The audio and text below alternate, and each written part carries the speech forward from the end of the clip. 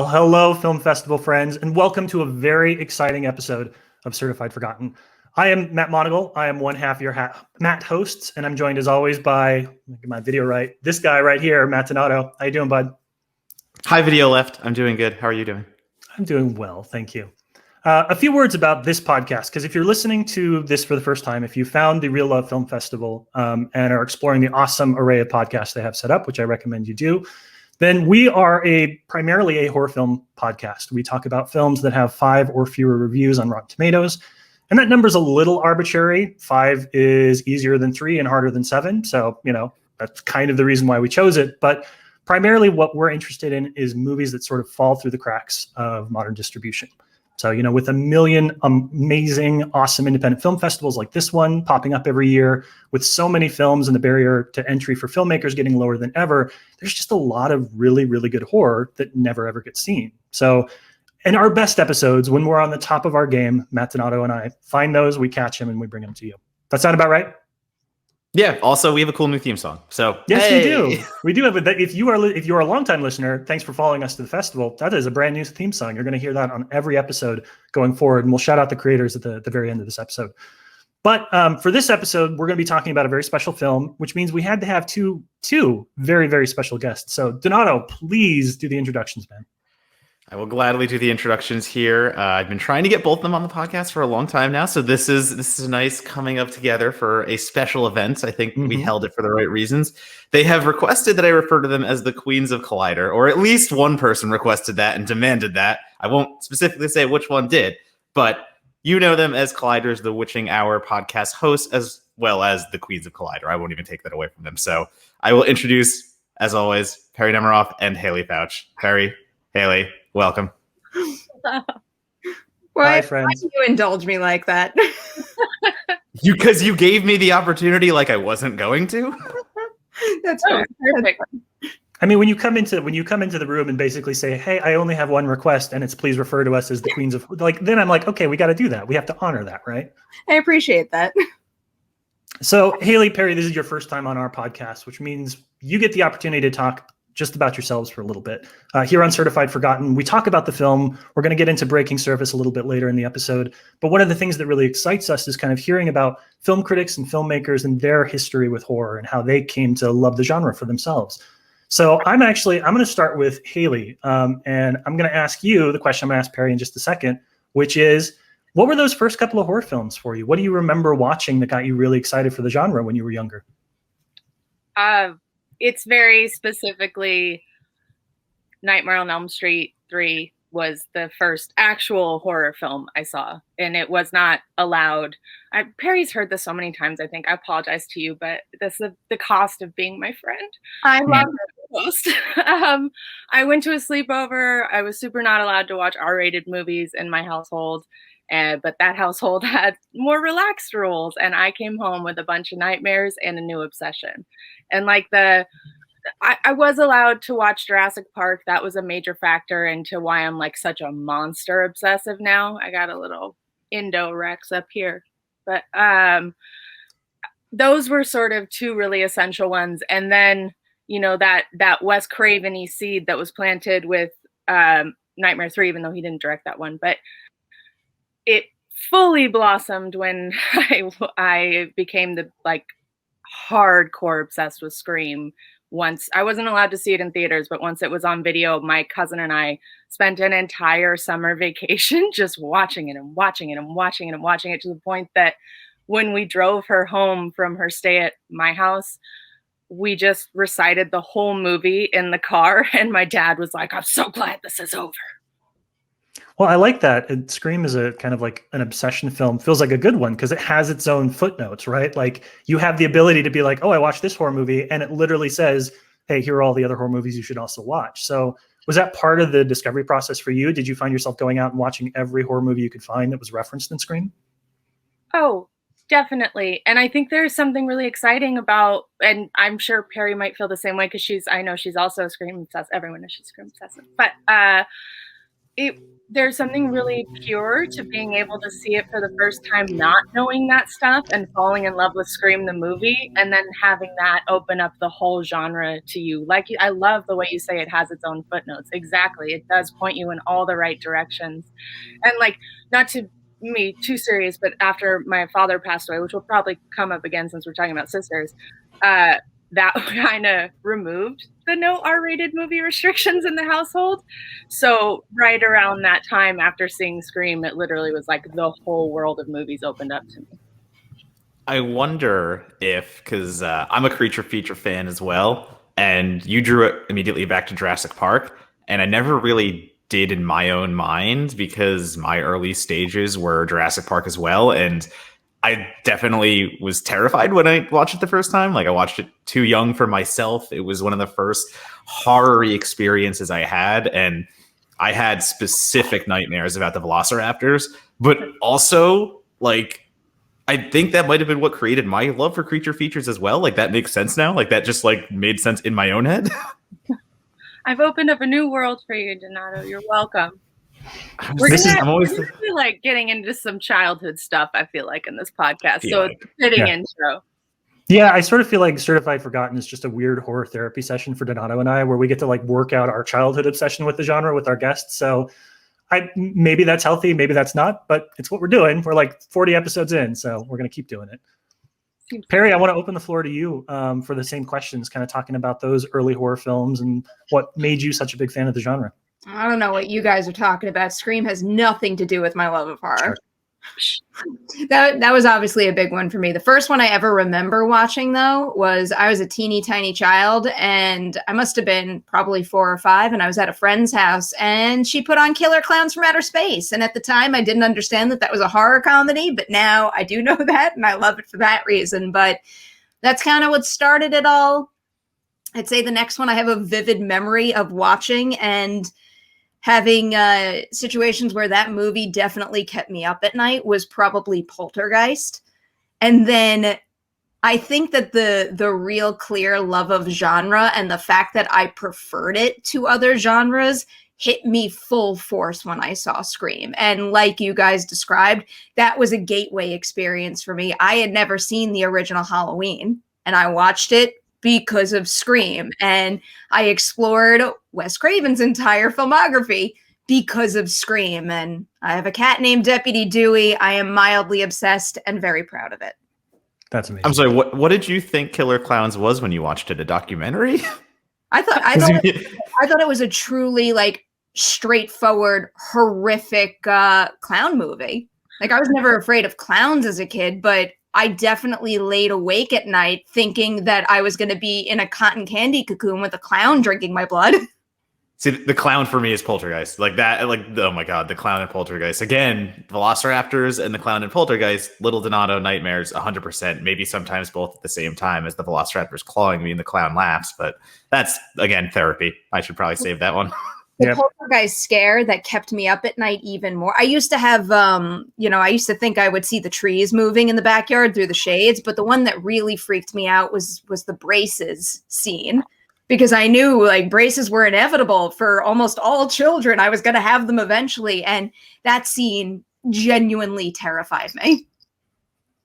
Yeah, I know that our friend Mary Beth McAndrews and Terry, right, run the Scared to Death podcast, which basically talks about those first films. And then people that have listened to the show know that the first movie that scared the hell out of me was Tremors 2, which is not a really cool thing to admit as like a professional film critic. Is like I stayed up in my like 13-year-old, terrified state of mind all night long because the little walking creatures in Tremors 2 had scared me so bad. But you can't, I don't know. I feel like you don't always get to control what the first horror movie you see is. And so it could be Killer Clowns. It could be Tremors 2. It could be look back and say, oh, it's super silly. But whatever that first one was, man, it's going to scare you. It doesn't matter. It doesn't matter whether it's regarded as funny or not now. Even thinking about things like episodes of Are You Afraid of the Dark? A show that was horror, but was very much geared towards children. There's still certain visuals from that series that'll creep back into my mind. We'll talk a little bit. Go ahead. I was just say, for me, like the scary stories to tell in the dark art was even before movies came along, giving me little creepy energy and making me a creepy little weird kid. Yeah, I think probably we all owe X-Files a fair amount of therapy bills too for the amount of damage that did, because some of those episodes today still scare the shit out of me, which means, they were doing their job well. Independence Day in theaters was the first time, like, my dad was like, all right, go see the movie. Your mom's not home. Go with your friend. Your friend's mom will take you. He's like, I'm not telling you to, but go for it. And the scene where Mr. Crazy Doctor gets thrown against the glass and is taken over by the alien and used as a puppet, that was the first time in a theater I was like, I'm terrified, but I kind of like it. What is this feeling? Yeah, and I'm like several years older than you, so that's doubly embarrassing for me. But 100% it was Independence Day. Definitely another scary one for me. Well, Perri, I want to ask you too, and Haleigh, you'll get this question in a second, so you'll have a moment to prepare. Talk about how that love of the genre has kind of informed your career as an actual film critic. How you went through the process in high school, college, and beyond, kind of established yourself as an important voice in this industry, and kind of how you retain those connections to the genre that you love throughout, how that informs the work that you do. Well, first off, fair warning here. Dewey is in shedding season, so if there's hair floating or on my face, it's because he's on my lap and I keep touching my face, which is dumb because I'm allergic to him. But for your actual question right now, I think it made a really big difference for me when I was first starting out in this industry to have something that felt like a safe space that not only I really understood, but I had such an uncontrollable passion for. I love film in general, and I'll watch everything and anything that comes my way. But there was something especially when I was first starting out and feeling out the industry, I just felt comfortable covering horror. And that was also one of the first communities within a community, I guess, that I found. I found it the easiest, Matt knows, to make friends through covering genre festivals and just films in general. Because when you go to these screenings, I have a lot of friends who are just like, horror's not for me and I'm not going to go to that screening. But there's always the same faces at all of the horror releases. And I think that makes a pretty big difference. Yeah. Haleigh, same question to you. How has that informed your career? I mean, so I remember very specifically, I didn't study journalism or even really set out to have this career. I had other aspirations, and then life came and does what it does best and effed everything out the door. But what's interesting about that is I do remember making a list of in college things that would be really cool things I would love to do. And one of them was when I was coming up to really into my horror fandom, my site was Shock to You Drop. And I was running horror content the way that Ryan Turek does. That would be a cool job. So it was always, even when that wasn't what I was studying or setting out to do, it was in my mind space as a dream job, so to speak.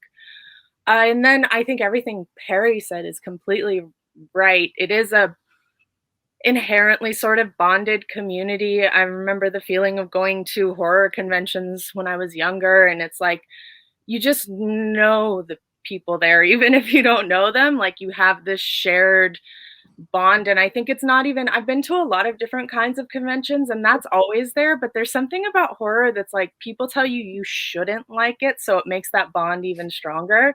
It's you're rebelling in a weird little way, even though it's one of the most popular genres, so that makes no sense. But we all know that the shade is real against horror.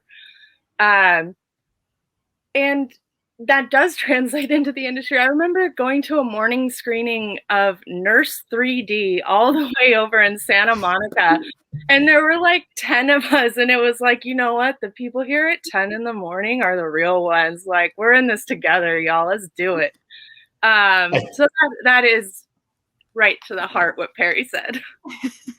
I remember all those screenings for horror films that you mentioned, those are the real ones on the Nurse 3D, and all the times that I was in New York and it was either Perri or it was Eric Walkuski or maybe both of them at the same time, and we were drunk on a Friday night because we had to watch The Boy. But all those times there was no press screening for a horror movie. And that was that same moment for me of like the real ones, in the sense that like we were still going to go out and see The Pyramid, The Interrupted, or whatever, like that Greg, I forget even what the movie was, but like some crappy movie about a kid and Native American like hauntings and things like that. But all these movies that never got like the attention and the releases, but we were still like, we're going to go see this and report on it because we are horror critics and this is what we do and love. And like, it's not going to stop us. So like those were my real one moments, in the sense of like 10 a.m.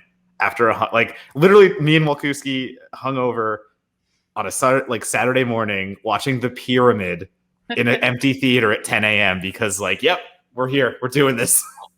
It's like, it took effort to be there, you know, your heart. It was like painful to be there, like, well, because the movie was bad too, but still like painful, like physically to be there. Yeah, I definitely miss all of those terrible films you had to go to like Times Square to watch back when I lived in New York. You know, that was there. No other reason would I ever go to Times Square except to watch some like 11 p.m. only showing of something that's going to be gone in 4 days. You know, it's moments like that where you realize like, oh, I think this is more of a lifestyle than like a freelance career. I think I'm just sort of in it now. That's pretty much what it felt like. Those screenings were either for movies like The Boy, or they were for the Frozen sing-along. Oh, you know, that was the other film we were going to talk about on this podcast, and then we decided to punt on it. Very so. in your wheelhouse. Yeah, it had a few too many reviews. Yeah, more than 5. Yeah, it had more than 5 reviews, unfortunately. Well, before we talk about the film for today, the last question I have for you guys is, you know, this is the first run of the Real Love Film Festival. It is not, strictly speaking, a horror festival. I think we're actually the only technical horror content that's on the program. But it has its roots in the Brooklyn Horror Film Festival, has a little bit of roots in Nightstream because of what some of the programmers have done and the contributions they've made to those festivals. So, Haleigh, I'll start with you. What kind of relationship, what do you think is the importance of this independent film festival scene to you as a genre fan? You know, if not the Real Love Film Festival, stuff like Brooklyn Horror, stuff like Nightstream, these organizations that are finding and putting stuff out there. What does that do for you as both a horror fan and a critic and a writer? Well, it is that community thing again, right? And that's where you find a lot of your ride or dies, is at these really niche festivals. And I mean, I helped program Real Love, so I'm like in it with this festival. Yeah. And I think it's when Joseph, the program director or festival director, came to me, I was surprised because I have not programmed a festival before, but I was like, all in. It's like, I'm such a dummy. I didn't like ask any adult questions about like, you know, how does it actually work, or what's the payment scale, or anything that like you should know. I was like, independent festival and I get to be a part of it in year 1 and help build it. Don't care about the rest. I'm doing it. And I like when it's the genre festivals in particular, we do have that sort of grounding shared thread that you get at the conventions, that you get at those 10 a.m. screenings, stuff like that. But I like the idea of this one in that it's celebrating like a broader concept. They also have ties to, you know, the North Bend Festival. And I feel like that's the same thing. It's like North Bend's about an energy. Real Love's about love. I love that. And I love that. But it makes me excited to see that sort of niche community built around other things that aren't just horror, because I think that's a really wonderful experience that everyone should get to have. And I've been to like some of the bigger, broader film festivals, but it doesn't have exactly the same like bro vibe. I don't know. There's just something about these smaller, really focused, the energy is so specific. The bonding is so specific. And to speak to like what it means as a writer or critic on that professional end, it allows me access to films that I wouldn't get to see, that wouldn't be on my radar, that, you know, especially things like Fantasia and Fantastic Fest. There are international movies that we wouldn't get to see for a few years probably. And it's the best. I love it so much. I'm rambling, but I love it. It's really important to me. No, I like to use the word niche to kind of describe it too, because I think, you know, for me as a film critic and somebody who loves independent festivals of all stripes, one of the things that I think these add is the ability to step outside of sort of the boxes, right? Because the larger film festivals, they care not exclusively, but they do care about premiere statuses. It's about who gets the stuff first. And you know that you have so many buckets for this many films that are international, this many films that are genre based. You know, they're trying to assemble a lineup that kind of has a few of those like set parameters on what you can have. And when you get into the niche film festivals, kind of like the subgenre or genre related festivals, something that's talking about love, something that's talking about horror, I feel like there's a lot more freedom to just program the things that get you excited, program the things that you can find. And you don't need to say like, okay, wait, no, we already have 4 horror films, so we can't have a 5th horror film because that's going to blow up the balance of our programming. It just really allows you, the festival itself and the fans to come and just say, I know I'm going to see great stuff, because all that other stuff kind of got taken off the table. It's just about the best movies that they could find. Yeah, and I do want to speak to this being the only genre in the festival. We tried. It just wasn't, love-themed horror movies weren't really available right now. 2020 wasn't a big year for love-themed horror, apparently. Yeah, and I don't, maybe they all already came out last year. Production times are strange. But I did try. I was like, we have to have a horror movie. So I'm so glad we're doing this, because we need some genre up in this love fest. Well, I think, and that's a larger, broader kind of question, because it's like, where is the love-based horror? Because we have plenty, don't get me wrong. It's like, and we have our favorites with The Springs, and for me, even like After Midnight last year, like that was love-based horror done really well for me. But it's not in the forefront of the genre. Like, other than that, like love-based horror is kind of like Bride of Chucky and stuff like that, which has different appropriations of horror and different views on romance. So I feel like there should be a bigger push for horror and love, because it is there. It's definitely represented, but I kind of wish there was more of it, because we're a bunch of saps too. We may be horror fans, but like we got emotions too. Lots of them. The most recent that comes to mind is Matt. I know you love this, Spontaneous. Yes, that's probably the most recent one I can think of. But I think there should be more Nina Forevers and the Loved Ones in the mix right now, and there's just not at the moment. Well, the Loved Ones again is to call it romance is an interesting kind of romance. I think if you want to find something that fits the bill in this scenario, that would pass the test. Romantic horror is a big tent. We can bring a lot of different titles in under that. Perri, before we talk about today's film, I just want to hear from you too, kind of how you resonate and connect to the genre and independent film festival scene. Yeah, I'm from the professional standpoint first. No matter the festival, the opportunity to be one of the first to champion a movie and one of the first to make sure that really great movies wind up getting maybe distribution or just getting seen in general is something that really means the world to me. And it's like a major part of the core of what drives me to do this work. But then on a personal and I guess more selfish level, I don't know what I would do without having a steady stream of these independent film festival events where I can see and hang out with my friends. When I think back to, I guess, some of my favorite memories of even just the last 2 years, the first things that come to mind were, I guess I would say, North Bend, hanging out with Haleigh in a teeny tiny town. And I've never been in a town like that before. And just, I don't know, the idea of it being such a small, like close-knit group of people who were always at the same things every day.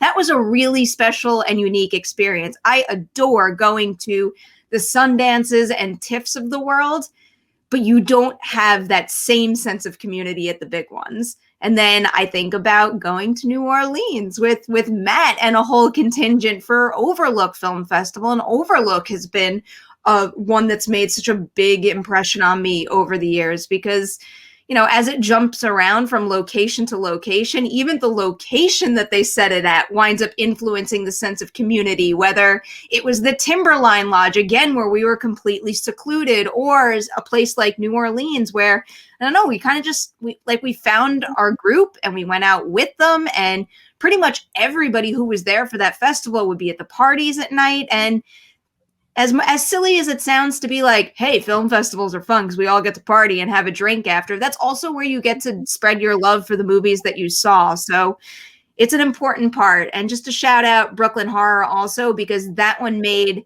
an indelible impression on me, because it is the film festival that screened the one feature film that I produced. And that might be one of the most memorable nights of my entire life. And Matt did such a good job hosting all of that, because there was a lot going on there. And it was just like, I was so proud to bring the people that I loved working with so freaking hard on that movie to that venue to share the movie with the crowd, but then also doing the horror trivia and everything. It just created the perfect vibe in that building. And I loved that night.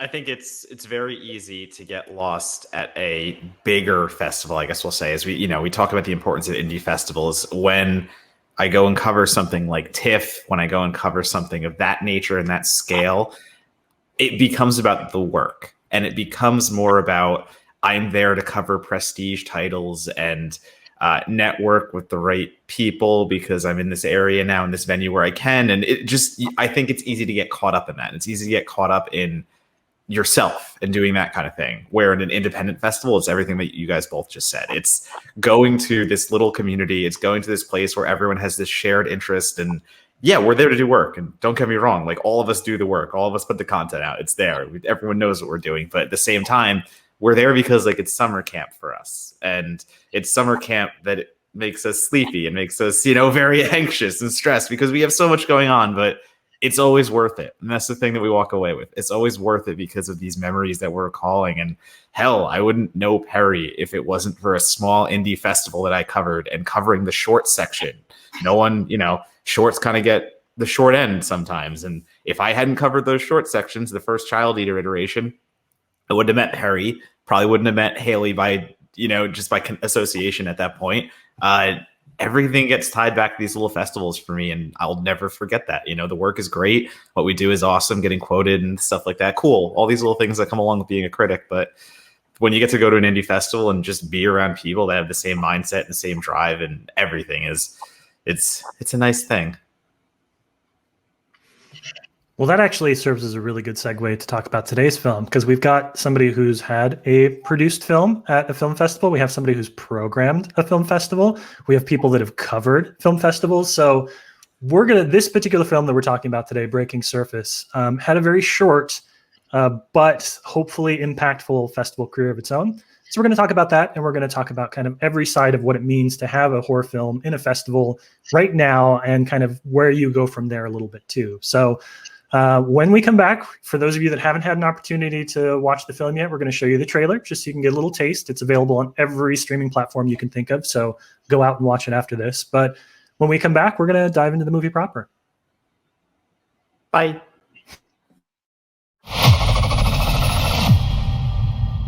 Ska du simma? Jag ska dyka. Ida! Hej!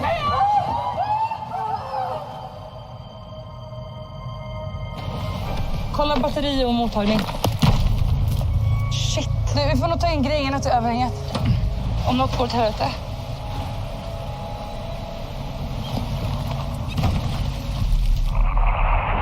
Hur mycket luft har du kvar? 55. Titta! Jag var inte farlig, de är bara nyfikna. Vad hände? Varför stack de?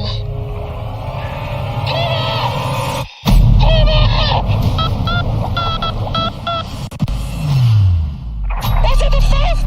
Visa upp med din ficklampa, jag måste se vad det är någonstans! Gå inte och rubba stenen! Stenraset har varit här uppe också, telefonerna och luften, och allting är förstört. Vad håller du på med när luften inte har slut? Det kommer ett flygplan!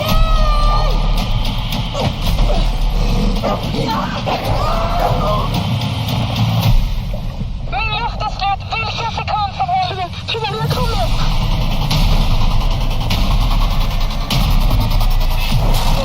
Fan! Yeah!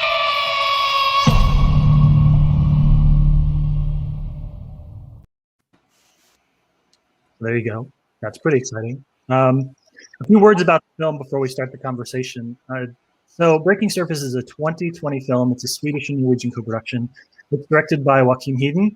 It stars Gammel as Ida, who is the older of the two sisters and somebody who's kind of reached a bit of a transition point in her life. Her marriage isn't going as well as it has in the past. Her kids are kind of feeling a little bit of a tension in the household as well. And Ida is kind of So she travels to visit her family and spends some time with her younger sister, played by Madeleine Martin, who is they're going to go diving. It's a family tradition for the two of them. They have done this for years and years and years. But, sometimes when you spend time with your siblings, stuff comes up a little bit too. Tensions come up that you've been sitting on for a little bit.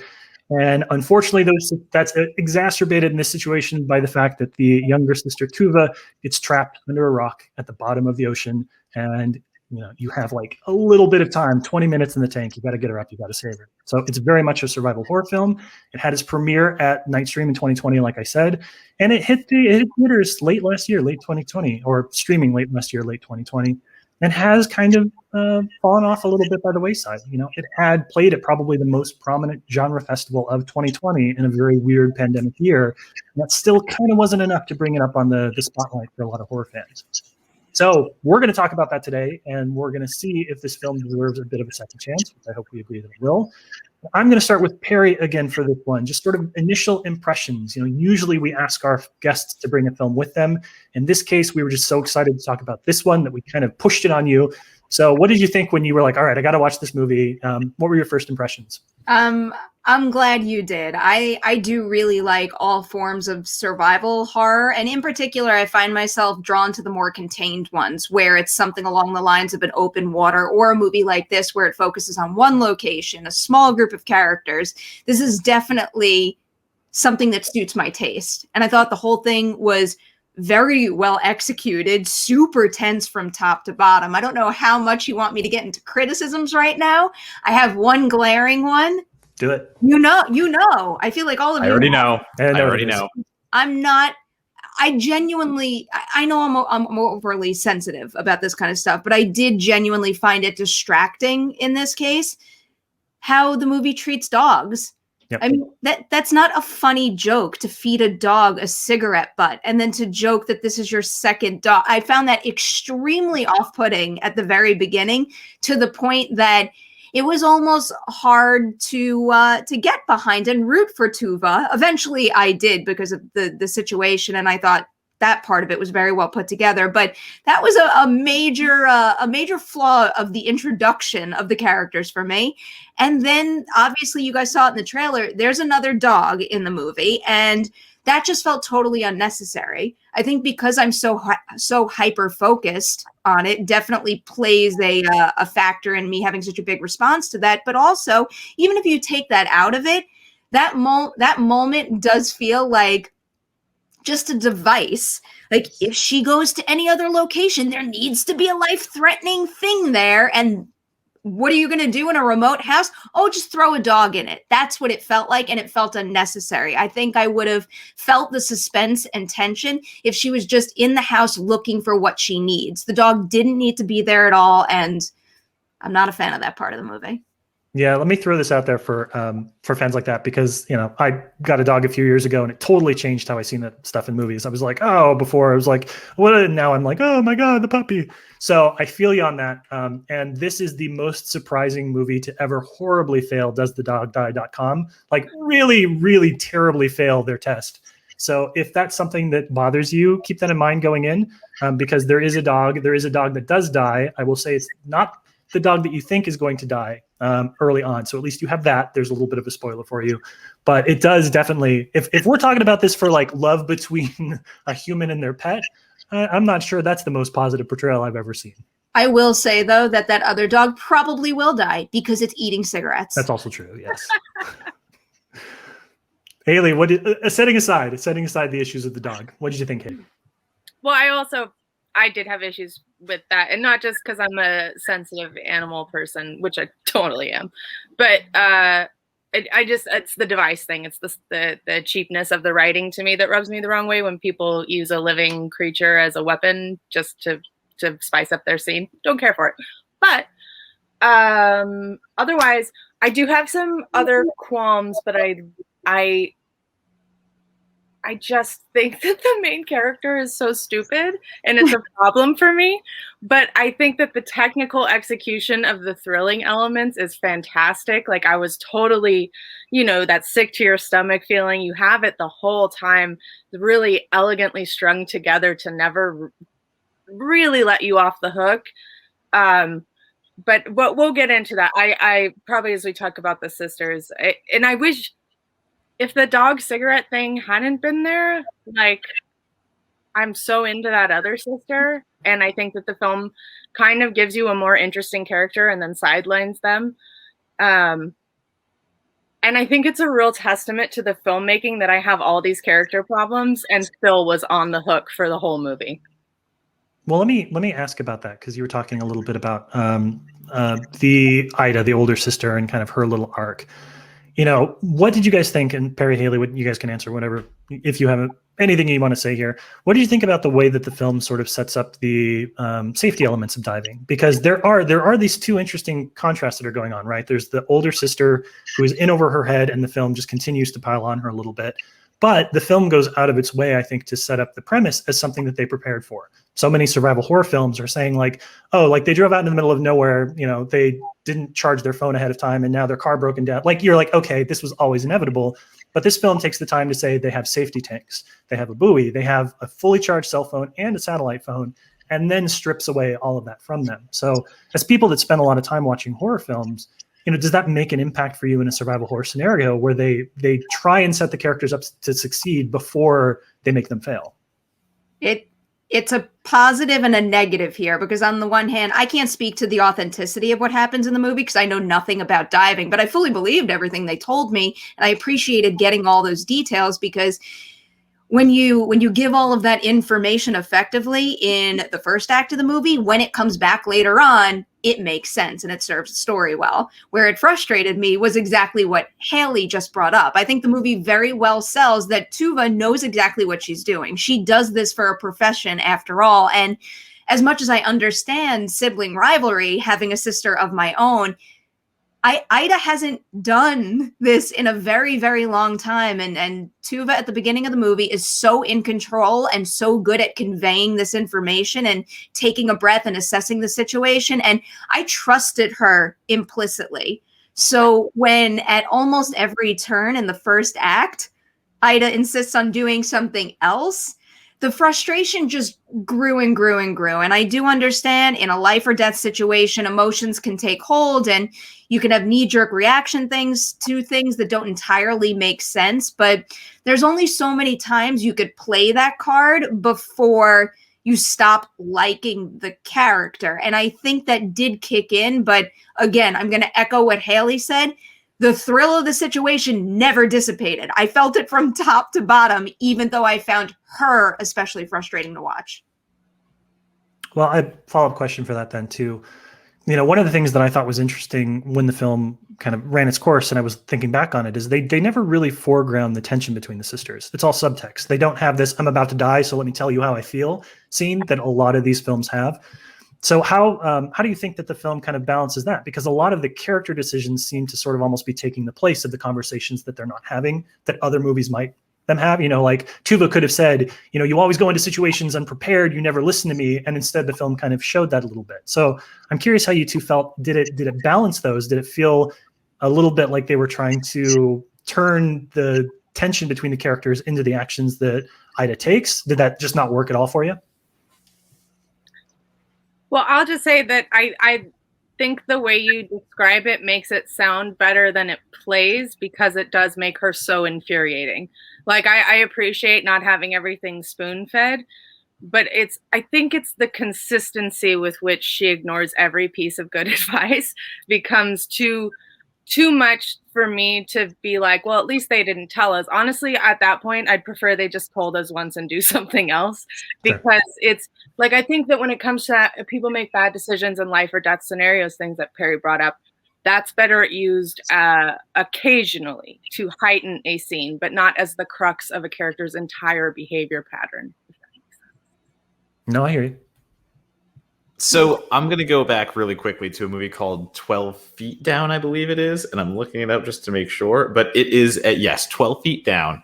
And it is, we'll call it an aquatic contained thriller. And it basically takes this premise to a degree, but does it in an indoor swimming pool and uses two sisters who are reliving their swimming days and covers them for a long weekend in the pool. And it becomes them trying to get out. and it becomes them. One gets injured unintentionally. One is trying frantically to get the other out and save the other. I'm going to say they have a lot of the same character traits that these two sisters have. And in that movie, they spend the whole time bickering and fighting, and they do the overdramatic side of it, where like it was weird to contrast these movies in a way, because I'm watching these two films that kind of have the same concept, and one is so far on one side and one is so far on the other side, where I'm like, if there could have been an in-between here, I think like it would have been the perfect movie. And like, also to go back to the beginning too, of like just talking about the movie, like conceptually and like how it acts, like, yeah, it is really good at the tension, because they found a way to sustain this underwater, scenario where someone is losing air, and there's a clock, there's time happening, and you have so little time to get what you need done, because in 12 Feet Down, they do that by turning it into a killer scenario. So now you've locked these girls in a pool, and you give them a way out, and the way you keep them in is by introducing a psychopathic character who's specifically leaving them there and toying with them the whole time. And you're like, so for me, Breaking Surface, I guess I'm like drawing these comparison points because like Breaking Surface is so unique in the sense that it aligns more with 47 Meters Down, and it won me over for that sense without saying, if it had sharks, of course you have me, but like it doesn't. And hey, that's fine. No. It has killer whales. It has killer whales for like a second. It does have killer whales, but they don't attack. So are they really killer? But in any case, it's what they do with the sisters is frustrating sometimes to me. I'm agreeing with everything you guys are saying. With the same respect, like looking at the other side of how things could have gone, I kind of like this easily survivalist, jumping right into it kind of mentality where we're here, we have to get it done, we know what's going on, versus the, oh god, we're trapped under a pool, what are we going to do now, I'm bleeding, oh my god, there's a psychopath. Like, I don't know, it was a weird juxtaposition to play in those. Well, I like kind of 47 Meters Down as the middle ground of that, because the sharks make it so they don't have to be dumb. It's like anything they try to do, the sharks are there to mess it up for them. Not that I'm like, the people in that film aren't like geniuses, but they do a good job of trying to survive. The added complication of the sharks makes it so that there's something working against them, so they don't have to work against themselves so aggressively, maybe. But I also did want to, like, what you said about the clocks, I think is maybe the film's greatest strength. It's a weird comparison, but it kind of reminded me of how McQuarrie can do things with his Mission Impossible movies, which is that he sets up like 6 different clocks at the same time, which is kind of what this film has going on with the oxygen, with the how many times has she gone up and down, how much is left on this tank versus this tank, why this isn't working. Like, they do a fantastic job of lining up a series of ticking clocks to keep you engaged. I have a question. Did any of you ever get the impression that someone might have been doing this to them deliberately? No. Briefly.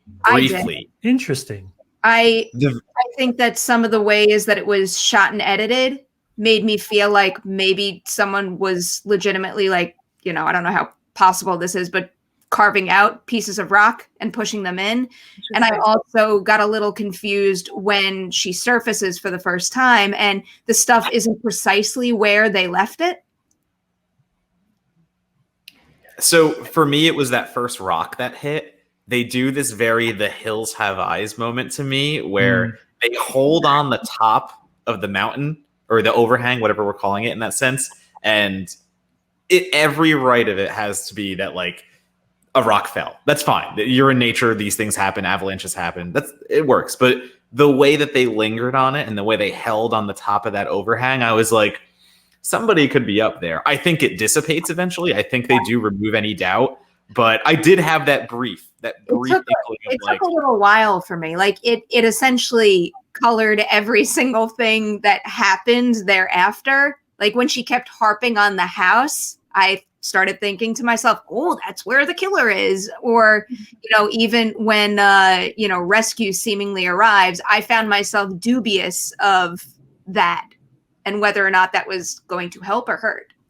Yeah, that's interesting, because if you start getting that suspicion, the movie does not necessarily dissuade that for like most of its runtime. You can kind of toy with that theory for pretty much 95% of the whole thing.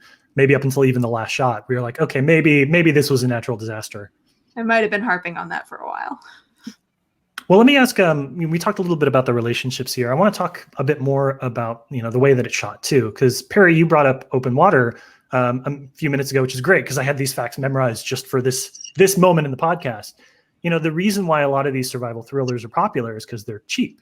Open water cost less than $500,000 to make. It made $55.5 million worldwide, which is a great return for the producers and for the filmmakers. And, there have been millions, probably not millions, lots of these kind of movies before where it's one location.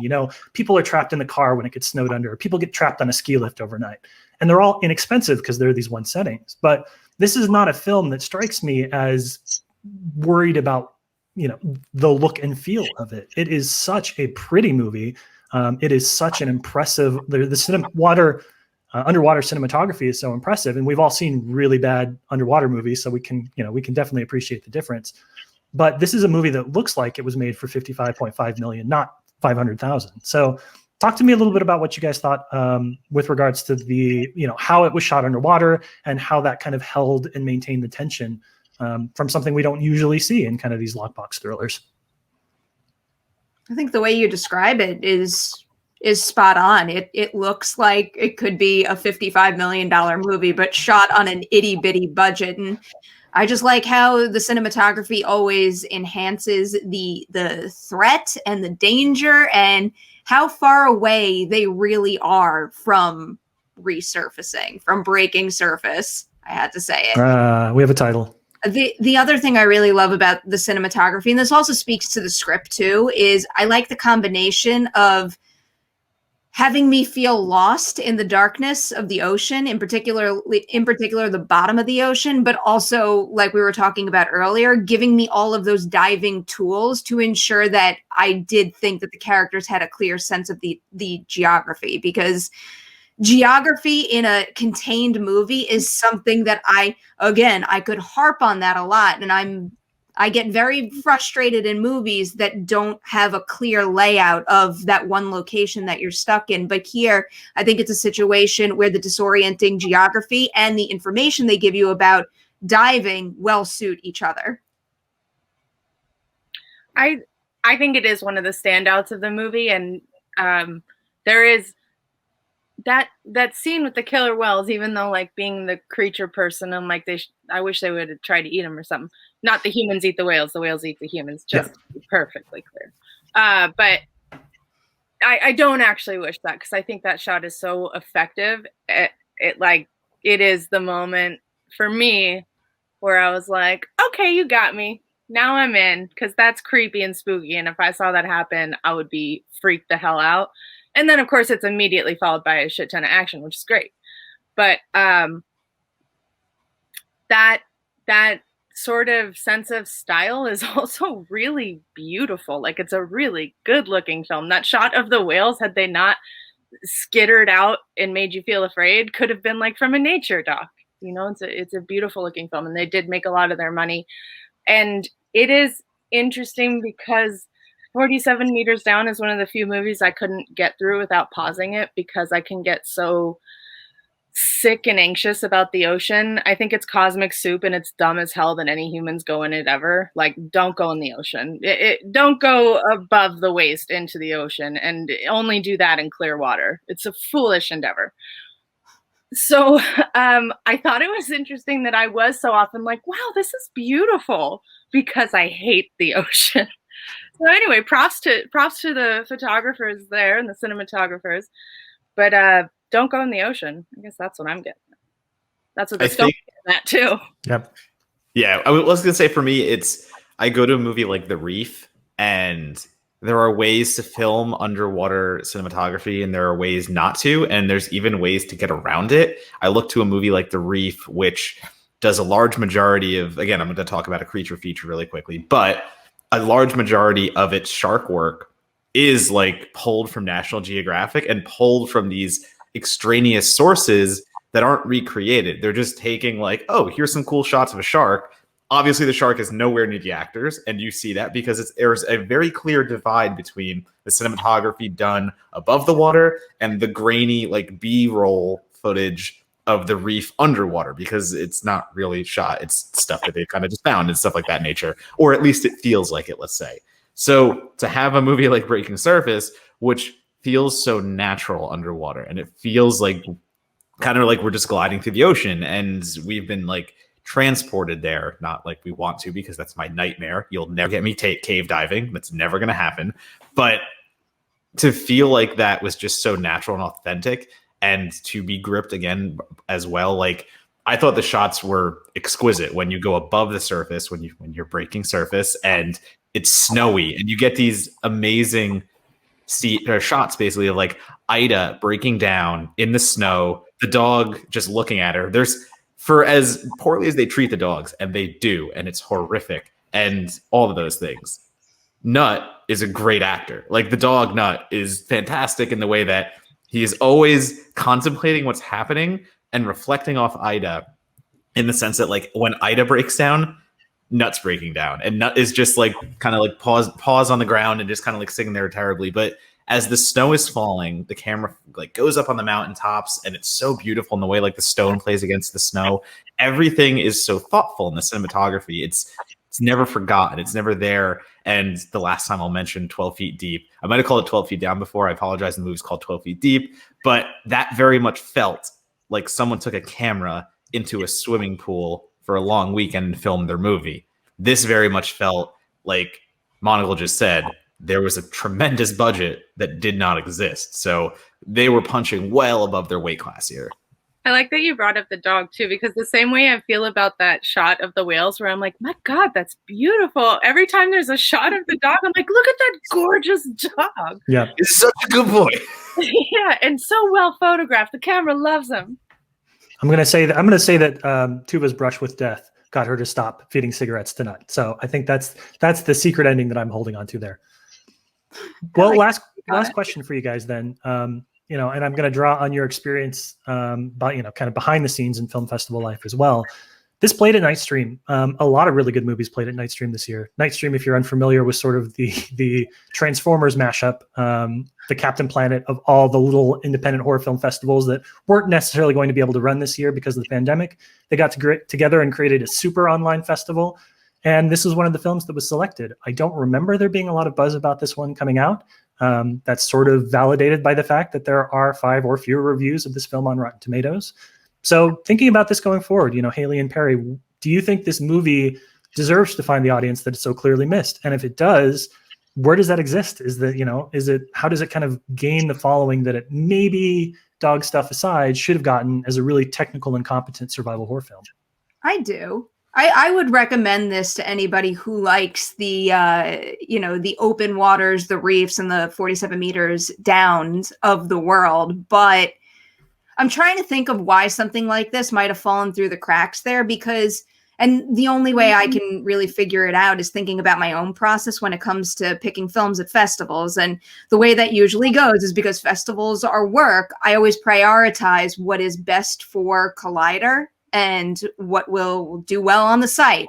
But then with all the additional time I have, I do try to fill my schedule with as many things as I possibly can. And it simply comes down to the importance of that one image you always release at a festival and the synopsis for the movie. And, I don't know what the image is. I don't know precisely how the synopsis for this reads, but I would like to imagine that if I had put more time into covering Nightstream, that this would have risen to the top of the list. If I read what I imagine would have been the logline for this movie, this would have been a priority for me, just because, as I said before, this is the kind of thing that just, it's in my wheelhouse. It suits my interest in genre. So it's a little surprising to hear that it didn't make waves. Now I can't help it. Puns all around. But all right.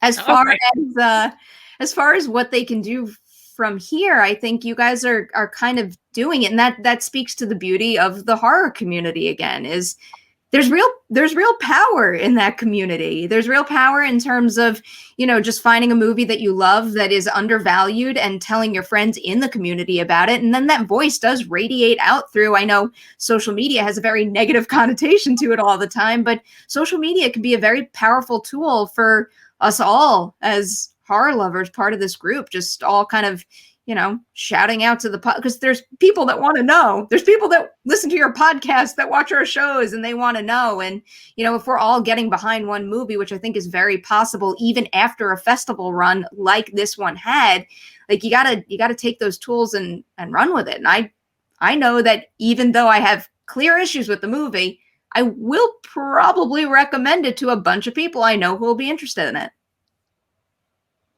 I think that I hate saying this while Parasite is still the reigning best picture winner, but this was a different film festival. When I think a lot of times when you go to a film festival, it doesn't matter if there are subtitles or not, but I think that when you're talking about opening up your film festival digitally to the public, a lot of people don't want to watch subtitles. And like, it's not like just going and sitting down in a theater and it's whatever's whatever. Like I would imagine that was a factor for people who are like, well, what's a good horror movie I can watch right now? Oh, I don't know. I know my family does that. So I also didn't get a lot of buzz around this, so I don't know how much that goes back to the synopsis and marketing image that Perri mentioned, but I feel like usually I come out of a film festival pretty well aware of what played there, even if I didn't see it. Again, Nightstream was very different. It's not like you're at the bars, although we were kind of at the bar, but you're not at a real bar where you overhear people talking about every single movie that played. So that buzz probably spreads in a different way. As to like a future life for this film, I totally could see it playing well on streaming. It's the perfect kind of lean, mean survival thriller that plays well on streaming. Was an Australian film, super mean, survival in the woods. Backwoods? No, dang it. It's not a creature. I won't remember. It's like Killing Grounds? Yes, I was going to say like Hallowed Ground or Buried Ground, which doesn't even make sense. But yeah, Killing Grounds. I only know because I'm always watching like all the data on Collider. But once that went on Netflix, my review suddenly got a ton of random traffic. So I absolutely could see people finding this in that kind of way. Well, and I think that's interesting you bring up Killing Grounds too, because again, we all went to Nightstream. I was at Nightstream too, and I covered it pretty extensively. And it's like the benefits of being at a Fantastic Fest or at a Fantasia is exactly what Haleigh just said. It's the fact that this probably would have played like an 11 a.m. slot or maybe like a 1 p.m. slot, 2 p.m. slot. And I would be getting to the venue as someone like Haleigh's walking out of the theater going like, yo, I just watched this aquatic like horror thriller.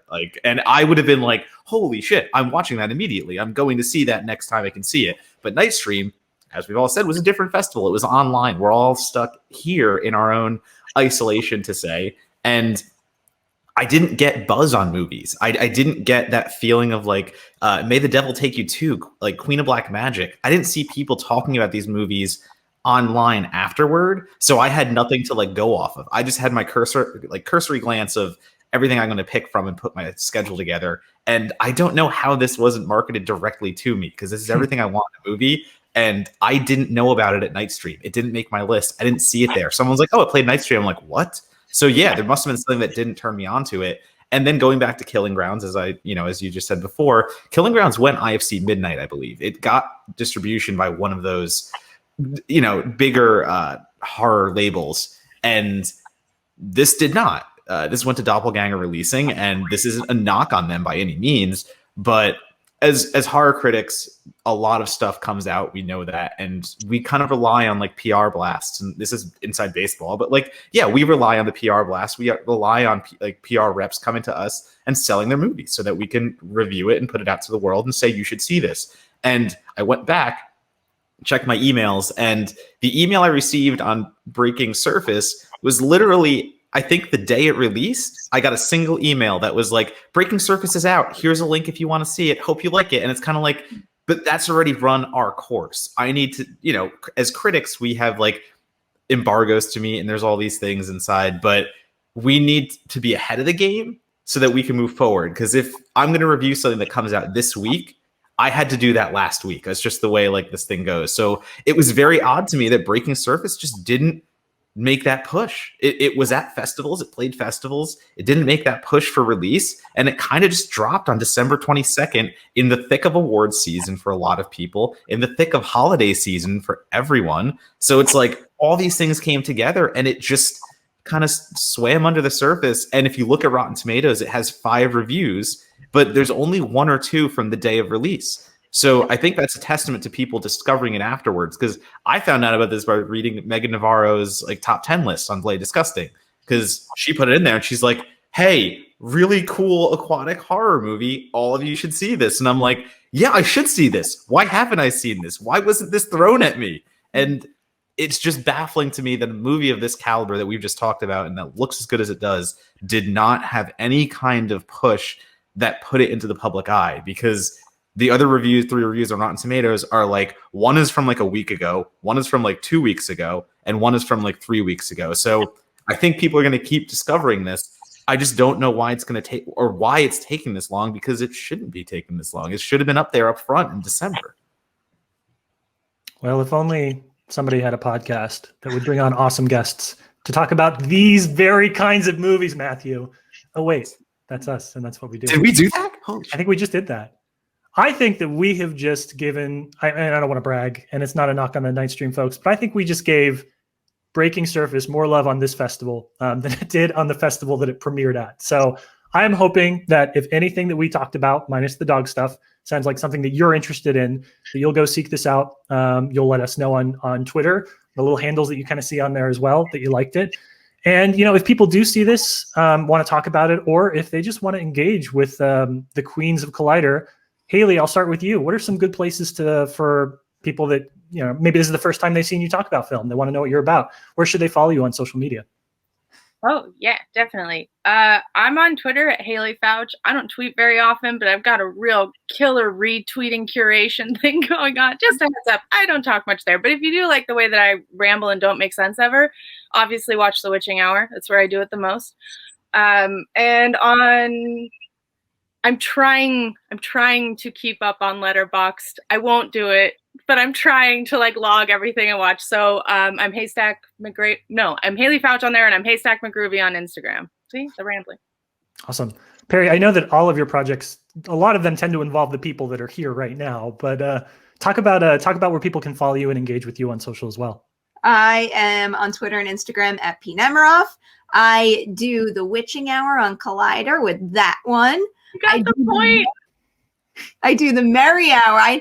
I figured out like little visual tricks now to get it done. I do the Merry Hour on my personal YouTube channel with that one up there. You could just search my name in YouTube and it should come right up. And this guy has been very happy this entire conversation. Now he's mad because I woke him, but he's literally been sleeping in my lap the entire time, which means he likes you guys. It's the dulcet sounds of the mats. That's what he appreciates. Donato, how do people follow you in the 400 new horror films you watch a week? You can follow me at Donatobomb, as said in this nice little label right there, on Twitter, Letterboxd, and Instagram. Everything will be on the Twitters. Everything will be there on the Letterboxd and Instagram. I don't really use that much that often because I don't think people need a picture every day of my apartment. But when I go outside again, you'll see cool new pictures again. I want to know what you're eating, goddammit. Show me what you're eating. You don't want to see the same box mac and cheese every day. As for myself, you can follow me on Twitter at LabSplice. That's right there. We would encourage you also to go and visit certifiedforgotten.com. Yes, we are a podcast, but we're also a website, and we feature a lot of really cool criticism from a lot of, primarily a lot of younger and newer writers. They have some really amazing things to say about some films from the last 20 years or so that we're happy to share with our audience. I do have a few thank yous that I want to throw out here real quick, and I wrote them down so I don't forget. First of all, thank you to Joseph Hernandez and the Real Love Film Fest team, which includes this one right here as well, for inviting us to be part of their inaugural run. This is such a cool idea for a film festival. I hope you take the time to watch a lot of the movies and a lot of the shorts. I hope you take the time to listen to the other podcasts that are being featured here. We have the Bad Romance podcast and This Ends at Prom. They're both professional friends of pretty much everybody here. We love their stuff, and I think you're really going to enjoy it. And finally, if you like that new theme song, which you're going to hear again in a second, I cannot say thank you enough to Annalise Nelson, who wrote the theme, and Jason Kay, who literally, we are contractually obligated to say that he did the shreds. He wrote that into his ask. He did that electric guitar part, so he did the shreds for us. So thank you to both of them. Donato, anything else you want to say before we wrap up today? Just all the thank yous, all the everythings. I'm not going to end today's podcast how I usually end our podcast, because it'd be weird if I whispered into the microphone in the Demon Wind voice. So inside baseball. Yeah. If you want a little more of the Donato whispering into microphones, check out our podcast, and I'll whisper Demon Wind at the end of every episode, because apparently that's what we do. And one last big thank you to both Haleigh and Perri. You guys were awesome. We've wanted to get you on the show forever, and Donato's right. We saved you for just the right episode. So thank you so much. Thank Thank you. you for having us. Yeah.